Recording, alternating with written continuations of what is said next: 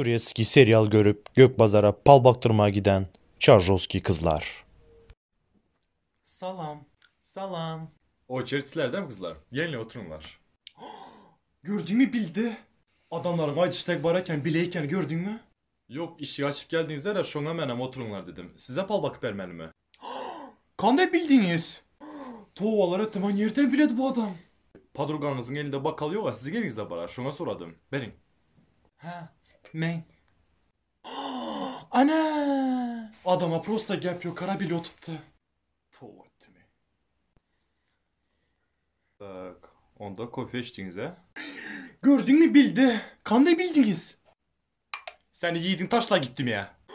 Kande bildiniz. Kofede göründü mü? Yok senin yıban utulundan bildim. Zaybal ettin ya kaçenen beri. Aa Turetik seriyalarda gidek.